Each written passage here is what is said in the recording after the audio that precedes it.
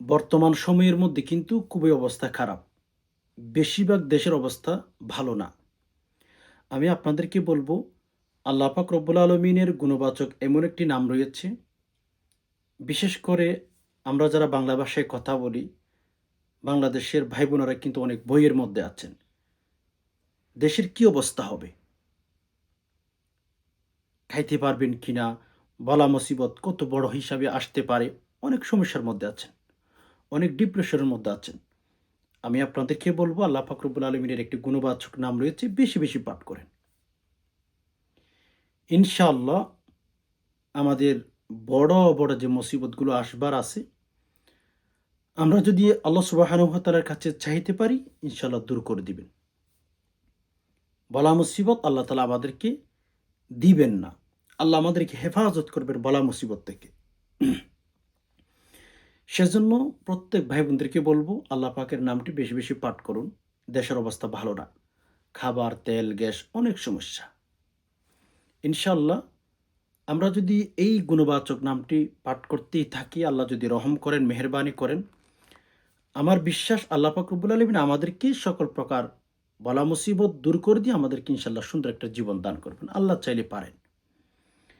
তো এজন্য ভিডিওটি দেখার চেষ্টা করবেন যদি হাতে সময় থাকে। পাশাপাশি আমি আরেকটা দোয়া শিখিয়ে দেব, স্ক্রিনে উচ্চারণ দিয়ে দেব।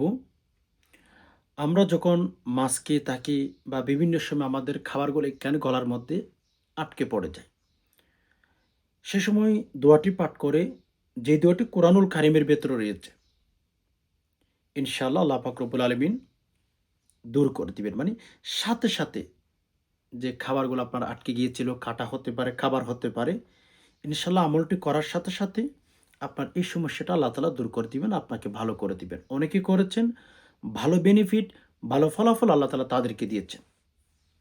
সো আপনিও যদি জানতে চান, একটু কষ্ট করে ভিডিওটি দেখার চেষ্টা করবেন। স্কিপ করবেন তো কিচ্ছু বুঝবেন না। একটু সবর করে দেখতে হবে। সময় বের করে দেখেন। আমাদের অনেক সময় আছে। সেগুলো কিসের জন্য আছে? ওই যে খারাপ কাজের জন্য, বিভিন্ন নাটক, সিনেমা দেখার জন্য এভাবে আমাদের হাতে সময় থাকে। বাট ইসলামিক ভিডিও দেখতে গেলে আমাদের অনীহা চলে আসে। ওই যে শয়তান আমাদের সাথে আছে। শয়তান আমাদেরকে ধোঁকা দিতেছে। শয়তান যেকোনোভাবে আমাদেরকে ধ্বংস করে দিতে প্রস্তুত। তো যাই হোক, সম্মানিত দিনী ভাই বোন, একটি লাইক এখনো যারা করেন নাই, অবশ্যই একটি লাইক করে ফেলুন। চ্যানেলটি সাবস্ক্রাইব করে অল নোটিফিকেশন অন করে ফেলুন। আমি যখন ভিডিও আপলোড করব সবার আগে যেন আপনার মোবাইলে নোটিফিকেশন চলে যায়। কারণ হচ্ছে আমাদের এই ছোট্ট চ্যানেলে প্রতিনিয়ত ইসলামিক বিভিন্ন আমলের ভিডিও আপলোড করে থাকি। ইনশাল্লাহ আপনি অনেক কিছু শিখতে পারবেন। সম্মানিত দিনী ভাই বোন, দেখেন, বালা মুসিবত আসবে আমাদের জীবনে, এটা কিন্তু আল্লাহ তাআলা কোরআনুল কারীমের ভেতরে স্পেশাল বলে দিয়েছেন। 1400 বছর আগে আল্লাহ রসুল সাল্লাল্লাহু আলাইহি সাল্লামকে আল্লাহ পাক জানিয়ে দিয়েছেন। সূরাতুল বাকারার একটি আয়াত, ২য় নং পারায় ২য় নং পৃষ্ঠার মধ্যে আল্লাহ তাআলা বলেছেন, ওয়ালানাবলুওয়ান্নাকুম বিশাইয়্যিম মিনাল খাউফি ওয়াল জু'i ওয়া নাকসিম মিনাল আমওয়ালি ওয়াল আনফুসি ওয়াথ থামারাত ওয়াবাশশিরিস সাবিরিন। আল্লাহ তাআলা বলেছেন যে, বন্ধু আপনার উম্মত তাদেরকে বলে দিন, ওয়ালানাবলুওয়ান্নাকুম বিশাইয়্যিম মিনাল খাউফ, তাদেরকে বই দেখিয়ে আমি পরীক্ষা করব। ওয়াল জু', আমি খিদা দিয়ে পরীক্ষা করব, পেটে খাবার থাকবে না। ওয়া নাকসিম মিনাল আমওয়াল ওয়াথ থামারাত, তাদের সম্পদ, তাদের ব্যবসা বাণিজ্য আমি নষ্ট করে দেব। তাদের সন্তানদেরকে তাদের সামনে আমি মৃত্যুবরণ দেব, মেরে ফেলব। বন্ধু আপনি তাদেরকে বলুন তারা যেন সবর করে। ওয়াবাশশিরিস সাবিরিন, ধৈর্যহারা হবে না। আপনি মুমিন, আপনি মুসলমান, ধৈর্যহারা হলে কোনো সময় কোনো দিক আপনি উন্নতি করতে পারবেন না, চলবে না। আপনি মুসলমান মিয়া, আপনি দুনিয়ার দিকে তাকাবেন কেন? আপনি আল্লাহর দিকে তাকাবেন। দোয়া করবেন, প্রার্থনা করবেন, মেসেজ দিবেন। দোয়া, রাসূলুল্লাহ সাল্লাল্লাহু আলাইহি সাল্লাম বলেছেন, আদ-দুআউ মাখুল ইবাদা। দোয়া এমন একটি ইবাদত, ইবাদতের মগজ হচ্ছে দোয়া। দোয়ার মাধ্যমে মানুষের তাকদীর, মানুষের ভাগ্য পরিবর্তন হওয়া সম্ভব। আত-তাকদীরু লা ইউরাদ্দু ইল্লা বিদ-দুআ। মানুষের তাকদীর কোনোভাবেই পরিবর্তন হয় না, বাট শুধু দোয়ার মাধ্যমে মানুষের ভাগ্য পরিবর্তন হয়। ওকে, আমাদের চতুর্পাশে এখন বালা মুসিবত, হ্যাঁ? তো আল্লাহ পাক রব্বুল আলামিনের যে গুণবাচক নামটি পাঠ করবেন, আমি আমলটি কিভাবে করবেন সেটা শিখিয়ে দিচ্ছি। ১ম নাম্বার, আপনি উযু করবেন, উযু করে সকালে বিকালে আমল করবেন। উযু করে আমলটি করার চেষ্টা করবেন। কারণ হচ্ছে উযু সহ আমল করলে আপনি যেভাবে নামাজ পড়েন, কোরআন পড়েন, হ্যাঁ? যেভাবে উযু করেন ওইভাবে উযু করে আমলটি করার চেষ্টা করবেন। বলে কেন? উযু সহ যদি আমল করেন, আল্লাহ পাক রব্বুল আলামিন বেনিফিট বেশি দিবেন, ফলাফল বেশি দিবেন। হ্যাঁ, উযু ছাড়াও করতে পারেন। তবে আমি আপনাদেরকে বলব উযু সহ করার চেষ্টা করবেন। আল্লাহ তাআলা পবিত্রকে বেশি পছন্দ করেন, ভালোবাসেন। ইন্নাল্লাহা ইউহিব্বুত তাওয়াবিন ওয়া ইউহিব্বুল মুতাত্তাহিরিন। আল্লাহ তাআলা পবিত্র এবং তওবাকারীকে বেশি পছন্দ করেন, অনেক পছন্দ করেন। সো এজন্য যেকোনো আমল করবেন একটু পবিত্র অবস্থায় করার চেষ্টা করবেন। আল্লাহ যেহেতু পবিত্র এবং পবিত্রকে বেশি পছন্দ করেন। ওকে? ধরুন আপনি উযু করে এসেছেন। উযু করে আসার পরে কিবলামুখী হয়ে বসবেন। যদি পারেন ২ রাকাত সালাতুল হাজতের নামাজ পড়বেন, হ্যাঁ? আমি প্রত্যেক ভিডিওর মধ্যে বলি, সালাতুল হাজতের নামাজ এমন নামাজ, আল্লাহর কাছে সলাতুল হাজতের নামাজ পড়ে যদি চান, আল্লাহ ফিরিয়ে দিবেন না।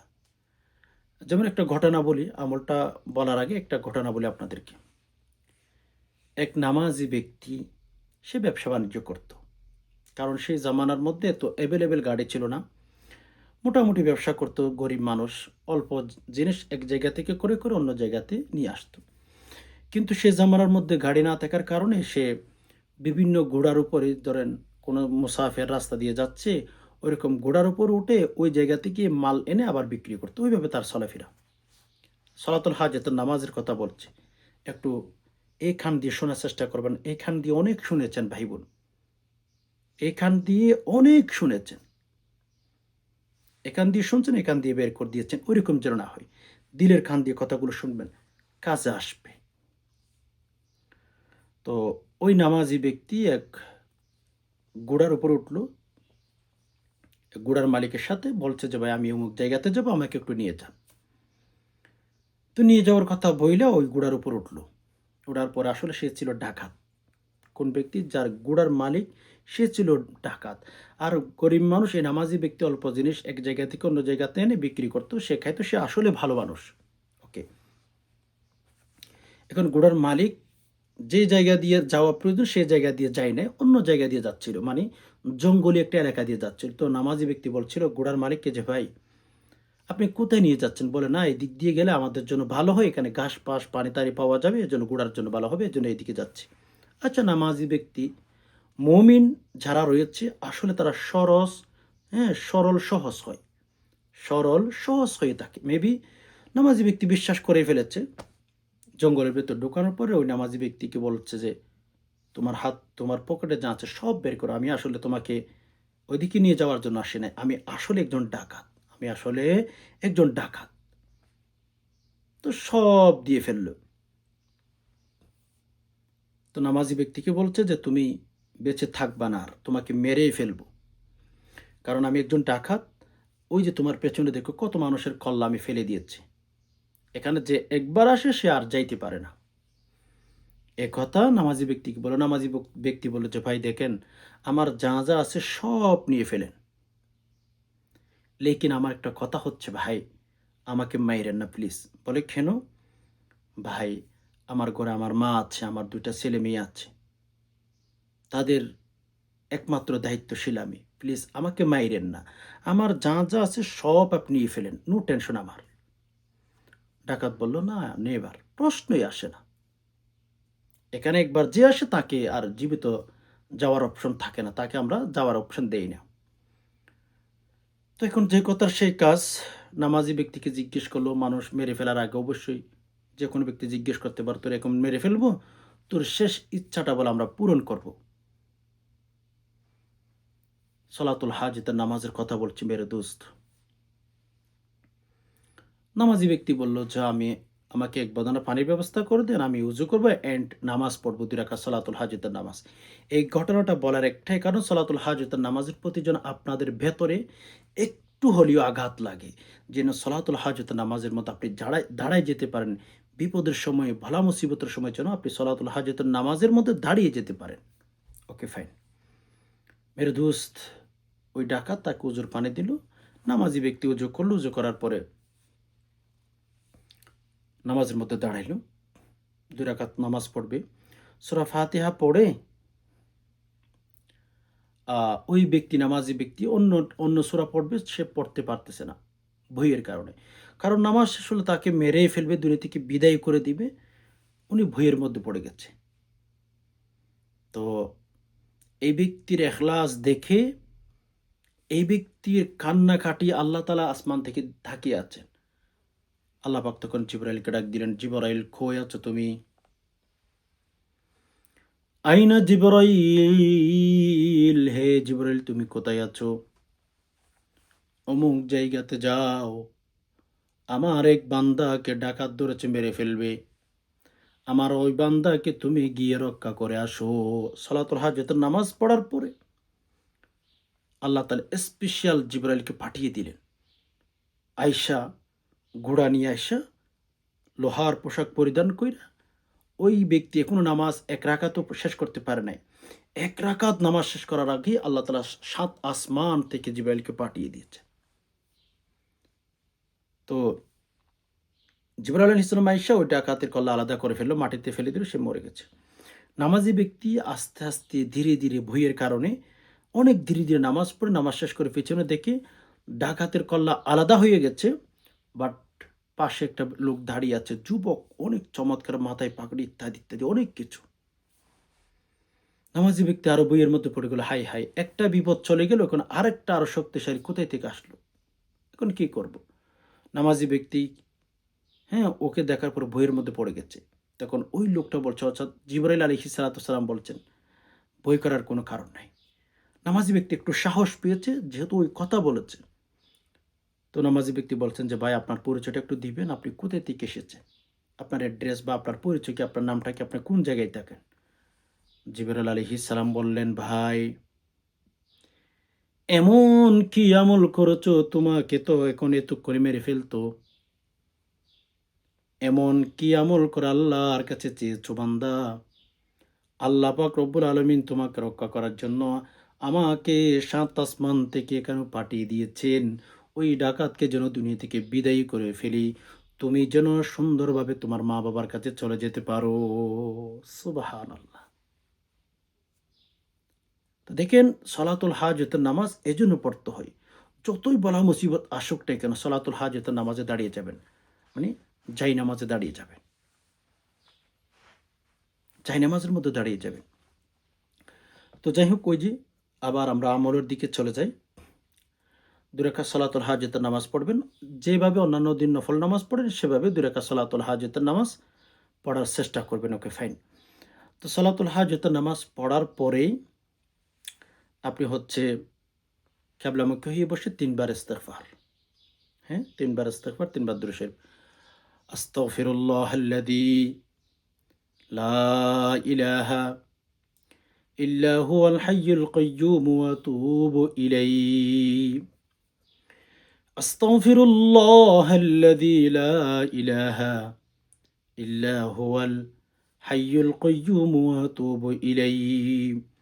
আস্তাগফিরুল্লাহাল্লাযী লা ইলাহা ইল্লা হুয়াল হাইয়ুল কাইয়্যুম ওয়া আতুবু ইলাইহি। আস্তাগফিরুল্লাহাল্লাযী লা ইলাহা ইল্লা হুয়াল হাইয়ুল কাইয়্যুম ওয়া আতুবু ইলাইহি। ওকে? আপনি হচ্ছে 3 বার পাঠ করবেন। এরপর 3 বার দুরূদ শরীফ। আল্লাহুম্মা সাল্লি আলা মুহাম্মাদিন আবদিকা ওয়া রাসূলিক ওয়া সাল্লি আলাল মুমিনিনা ওয়াল মুমিনাত ওয়াল মুসলিমিনা ওয়াল মুসলিমাত।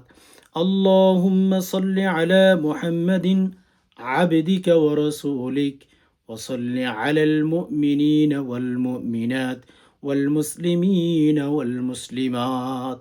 اللهم صل على محمد عبدك ورسولك وصل على المؤمنين والمؤمنات والمسلمين والمسلمات.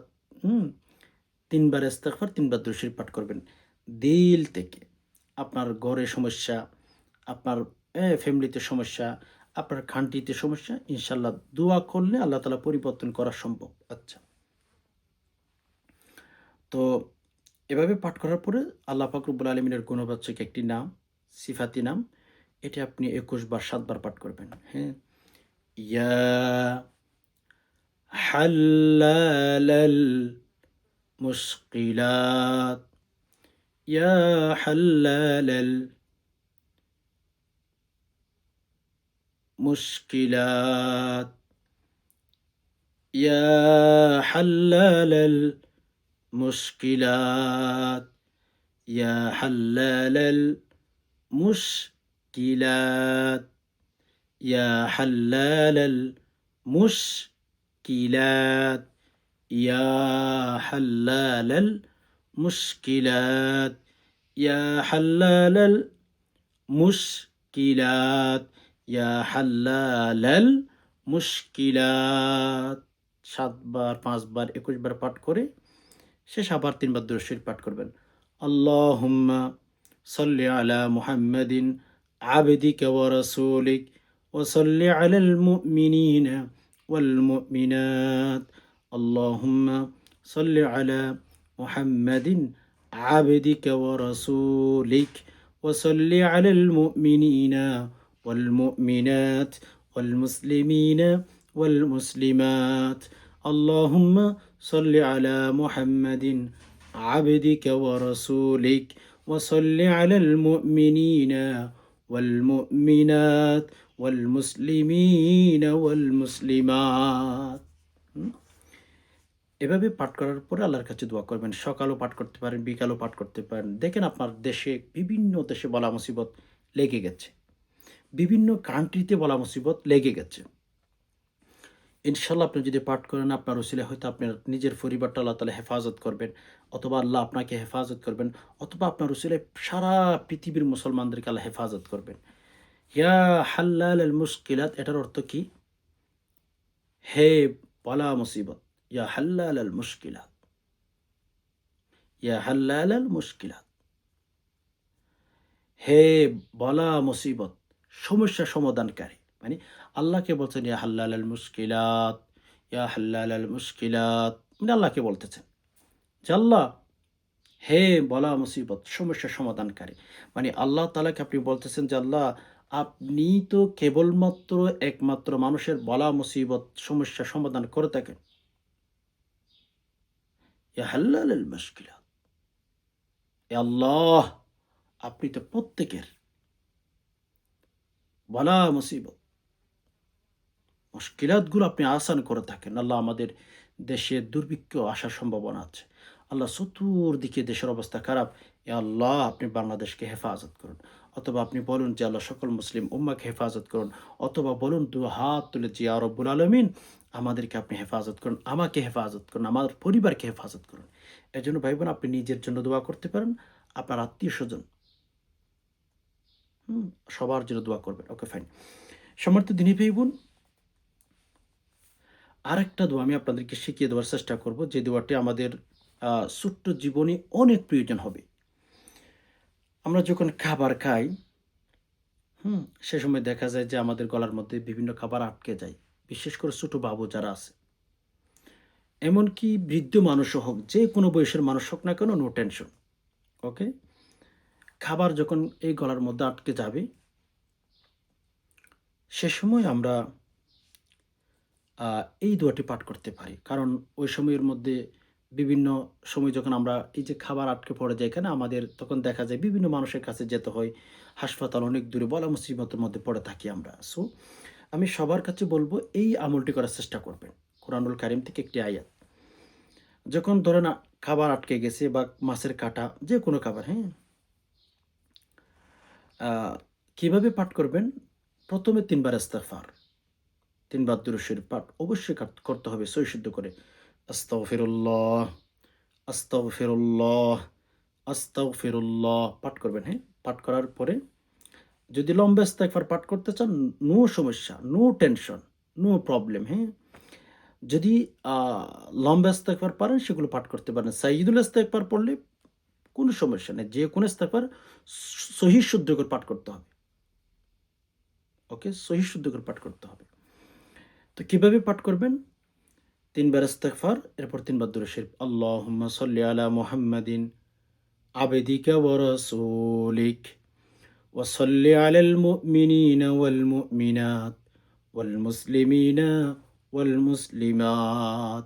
আল্লাহুম্মা সাল্লি আলা মুহাম্মাদিন আবদিকা ওয়া রাসূলিক ওয়া সাল্লি আলাল মুমিনিনা ওয়াল মুমিনাত ওয়াল মুসলিমিনা ওয়াল মুসলিমাত। আল্লাহুম্মা সাল্লি আলা মুহাম্মাদিন আবদিকা ওয়া রাসূলিক ওয়া সাল্লি আলাল মুমিনিনা ওয়াল মুমিনাত ওয়াল মুসলিমিনা ওয়াল মুসলিমাত। হুম? এভাবেই হচ্ছে আপনার দুরূদ শরীফ ইস্তেগফার পাঠ করে কোরআনুল কারীমের ভেতরে সূরাতুল ওয়াকিয়া নাম শুনেন না? সূরা ওয়াকিয়ার ৮৩ নং আয়াত আপনি ২১ বার তেলাওয়াত করবেন সহিহ শুদ্ধ করে। ভুলে ভরা উচ্চারণ করবেন, কোনো বেনিফিট আপনি পাবেন না। সহিহ শুদ্ধ করে আপনার উচ্চারণ করতে হবে, তেলাওয়াত করতে হবে আয়াতটি। আপনি যদি না পারেন, যারা পারে তাদের মাধ্যমে আপনি তেলাওয়াত করে নিবেন। খেয়াল করুন, আমার সাথে, সাথে রিপিট করুন। ফালাউলা ইযা বালাগাতিল হুলকুম ফালাউলা ইযা বালাগাতিল হুলকুম ফালাউলা إذا بلغت الحلقوم فلولا إذا بلغت الحلقوم فلولا إذا بلغت الحلقوم এভাবে পাঠ করবেন ২১ বার। ২১ বার পাঠ করে শেষে আবার ৩ বার দুরূদ শরীফ পাঠ করবেন। আল্লাহুম্মা সাল্লি আলা মুহাম্মাদিন আবদিকা ওয়া রাসূলিক ওয়া সাল্লি আলাল মুমিনিনা ওয়াল মুমিনাত ওয়াল মুসলিমিনা ওয়াল মুসলিমাত। আল্লাহুম্মা সাল্লি আলা মুহাম্মাদিন আবদিকা ওয়া রাসূলিক ওয়া সাল্লি আলাল মুমিনিনা ওয়াল মুমিনাত ওয়াল মুসলিমিনা ওয়াল মুসলিমাত। ওকে? ৩ বার পাঠ করবেন। এখন আমার শেখানো পদ্ধতিতে আপনি আমলটি কমপ্লিট করে ফেলেছেন। কমপ্লিট করার পরে ভাত, হ্যাঁ? যেগুলো খান, সে ভাত নিবেন অল্প করে, যেগুলো আপনি খাইতে পারবেন মোটামুটি যেভাবে আপনি খান আরকি। অল্প করে ভাত নিতে পারেন অথবা যেকোনো কলা নিতে পারেন। এগুলো নেওয়ার পরে সেই ভাত এবং কলার মধ্যে আপনি ৭ টি ফু দিবেন এভাবে। এখন আমার শেখানো পদ্ধতিতে আমলটি করেছেন, খাবারও ফু দিয়েছেন। ওকে? খাবারগুলো কি করবেন এখন? খাবারগুলো আপনি কি করবেন? যে ব্যক্তির গলার মধ্যে কাঁটা বেঁধে গেছে অথবা যেকোনো খাবার আটকে গেছে, হ্যাঁ? কোনো পদ্ধতিতে আপনি সেগুলো সরিয়ে দিতে পারতেছেন না, ওই ব্যক্তিকে এই খাবারগুলো খাওয়াই দিবেন। তবে হ্যাঁ, যেই ব্যক্তি আমল করবেন, আপনি করবেন অথবা কারো মাধ্যমে করাবেন আমলটি, আপনার অবশ্যই মাথায় রাখতে হবে সে ব্যক্তি যেন তাকওয়াবান হয়। সে ব্যক্তি যেন এমন হয় যে আল্লাহ পাক রব্বুল আলামিনকে অনেক ভয় করেন, সেরকম যেন হয়। সেরকম যেন হয় ওইভাবে আমল করবেন। ইনশাআল্লাহ ঠকবেন না। Okay fine. তো যেটা আমি আপনাদেরকে বুঝাইতে চাচ্ছি, আমল করার পরে ওই যে ভাতের মধ্যে অথবা যেকোনো খাবারের মধ্যে ফু দিয়েছেন, ওই ব্যক্তিকে সে খাবারগুলো বিসমিল্লাহ বলে খাইতে বলবেন। ইনশাআল্লাহ আল্লাহ তাআলার কোরআন তো কত শক্তিশালী জানেন। আল্লাহ যদি রহম করেন, মেহেরবানি করেন, সাথে, সাথে বেনিফিট পাবে। সাথে, সাথে ফলাফল আল্লাহ সুবহানাহু ওয়া তাআলা দিবেন। যদি আপনার তাকওয়াবান কোনো ব্যক্তির মাধ্যমে আপনি আমল করতে পারেন অথবা আপনার যদি তাকওয়া থাকে, আপনি যদি আমল করতে পারেন, ইনশাআল্লাহ ঠকবেন না। অনেক, অনেক বেশি বেনিফিট পাবেন। সম্মানিত দিনী ভাই বোন, এই যে ২ টি আমল আপনাদেরকে শিখিয়ে দিলাম, এই ২ টি আমল কিন্তু আমাদের অনেক জীবনের মধ্যে প্রয়োজন হবে। তো এজন্য ইনশাআল্লাহ যদি আপনারা শিখে রাখেন আপনাদের কাজে আসবে। মুখস্থ না পারলে আমি যে দোয়াগুলো বলে দিয়েছি, ইনশাআল্লাহ যদি না পারেন দেখে দেখেও পাঠ করতে পারেন। আমি তো কোরআনুল কারিমের সূরার নাম পড়লাম, আয়াত বলে দিলাম। আপনারা যদি চান সেখানে কোরআনুল কারিম খুলে গিয়ে ওখান থেকেও শিখতে পারেন।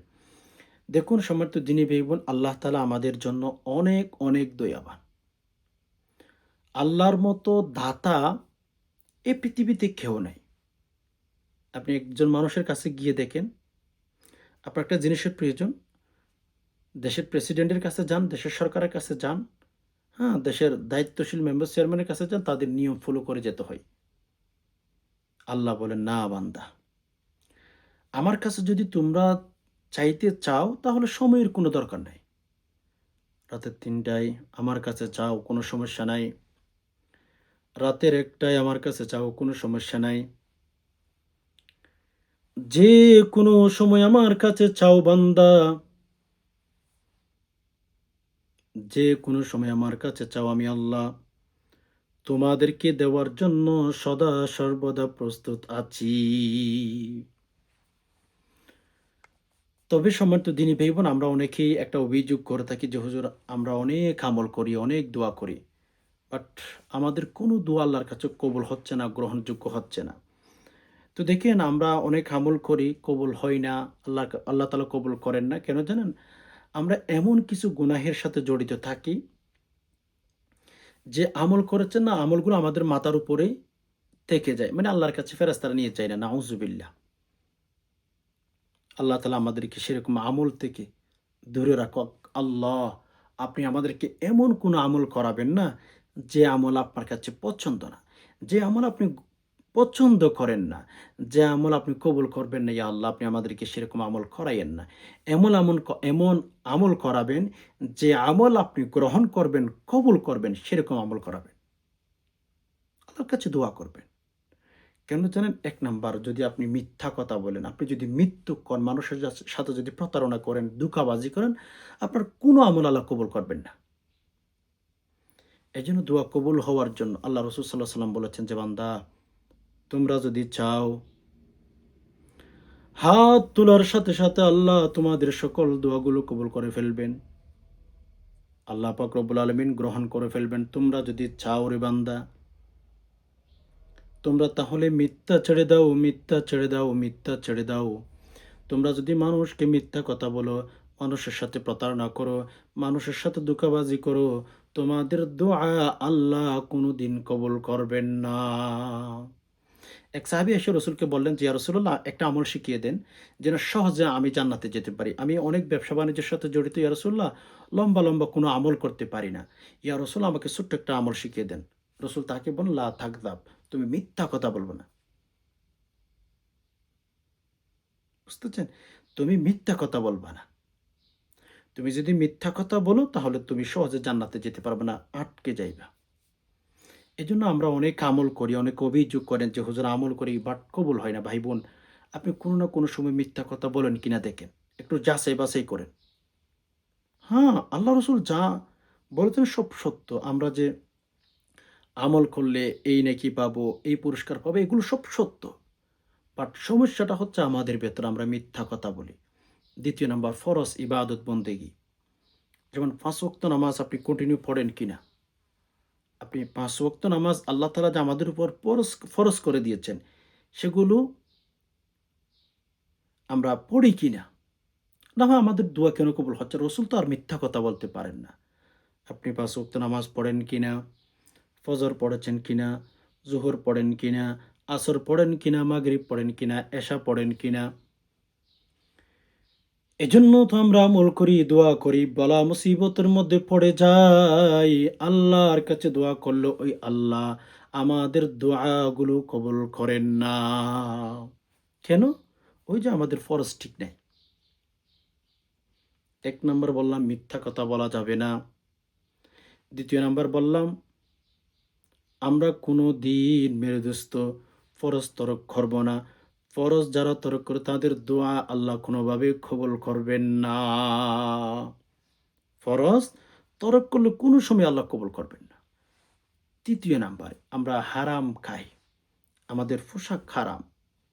আমাদের এই পোশাকটা কিনেছি, এখানে হারাম টাকা আছে। আমরা খাইতেছি, হারাম টাকার ইনকাম খাইতেছি। এইজন্য ভাই-বোন আমরা অনেক আমল করার পরেও ব্যর্থ হয়ে যাই। কেন?